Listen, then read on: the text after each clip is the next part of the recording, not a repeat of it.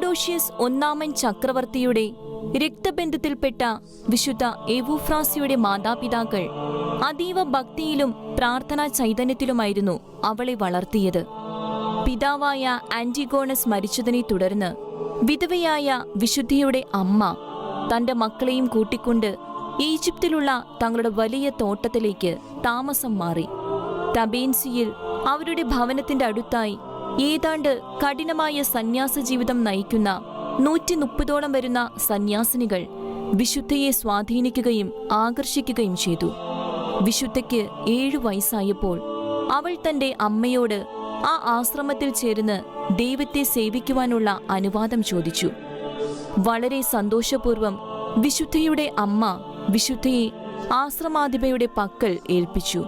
തന്റെ രാജകീയ കുലത്തിലുള്ള ജനനത്തെക്കുറിച്ച് ആലോചിക്കുകയോ സ്വയം പറയുകയോ ചെയ്യരുത്, എന്നാൽ സ്വർഗത്തിൽ നിനക്ക് സമ്പന്നയായി ജീവിക്കുവാൻ കഴിയും എന്നുപദേശിച്ച് അവളുടെ അമ്മ കർത്താവിൽ അന്ത്യനിദ്ര പ്രാപിച്ചു. ചക്രവർത്തി കൊണ്ടുവന്ന വിവാഹാലോചനകൾ നിരസിച്ച അവൾ കഠിനമായ പ്രായശ്ചിത്തത്തിലും ഉപവാസത്തിലും ഉപവിപ്രവർത്തനങ്ങളിലും മരണം വരെ അതിയായ ആത്മീയ ആനന്ദത്തിൽ ജീവിച്ചു. വിവിധ അത്ഭുതങ്ങൾ പ്രവർത്തിക്കാൻ ദൈവകരങ്ങളിലെ ശക്തമായ ഉപകരണമായ അവൾ AD 420 30-ാം വയസ്സിൽ നിത്യസമ്മാനത്തിനായി വിളിക്കപ്പെട്ടു.